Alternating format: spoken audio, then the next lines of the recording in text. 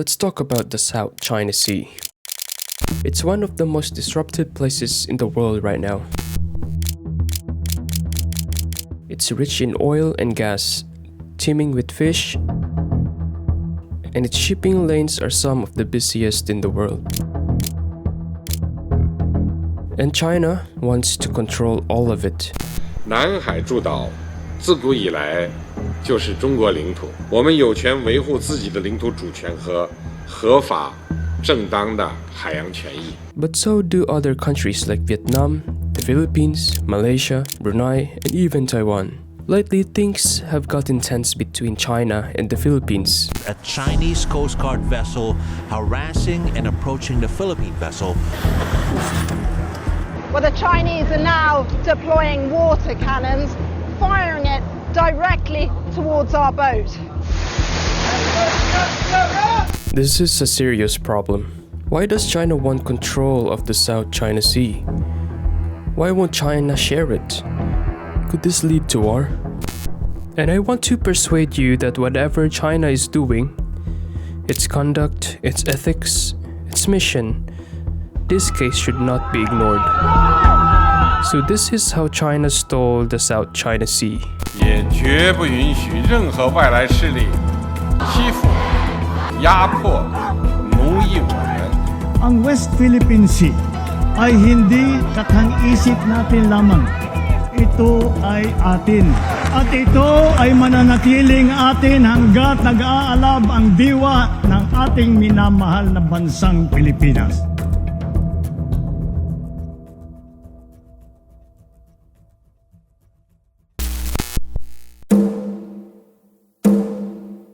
To understand why the South China Sea is so important, we need a bit of history. The South China Sea covers a massive area between China, Taiwan, Vietnam, the Philippines, Brunei, and Malaysia. 6 countries claim parts of the Spratly and Paracel Islands. China says most of the entire South China Sea belongs to them. Because of an old map from the 1930s, they call it the 9-dash line. The Chinese took a bunch of old British sailing charts and told cartographers to draw China's borders. One of them drew line dashes around the entire South China Sea. And then in 2013, China added a 10th line to take in Taiwan. But this claim goes against international law, which says countries only control waters up to 200 miles from their coasts. Some parts of China's claim are 1,200 miles away from their coast. So the Philippines did the only thing it could. It took China to court. We believe that China is the real trespasser here. One of the big issues was fishing rights. In 2013, the Philippines argued that China had no right to the Scarborough Shoal.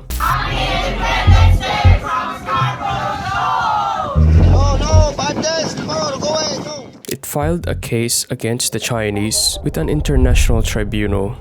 Judges ended up siding with the Philippines. Remember China's territorial claim based on the 9-dash line? Well, in 2016, the court says it's invalid. Since the 1990s, ASEAN, the Association of Southeast Asian Nations, have been trying to create a code of conduct for the South China Sea. The goal was to limit China's ambition. China wasn't very interested in the code back then, but after losing the case with the Philippines, they began advocating for one.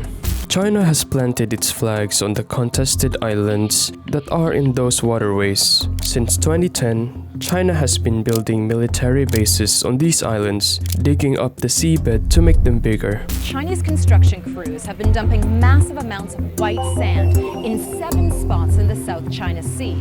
In the Paracels Island, China built a bunch of outposts, while in the Spratlys Island, it's added over 13 square kilometers of reclaimed land since 2013 and turned them into military bases. Why does China care so much about these islands? Because the South China Sea is vital for trade.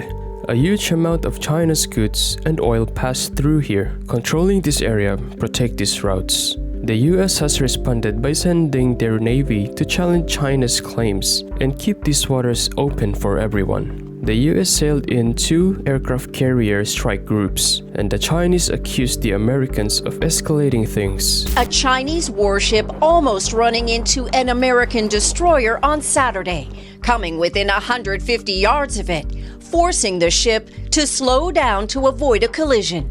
Before the US election, the Trump team gave it one last shot with mixed results. We've had a dispute for quite a while with China. If I can help in any way, I'm a very good mediator and a very good arbitrator. Lately, things have gotten tense between China and the Philippines.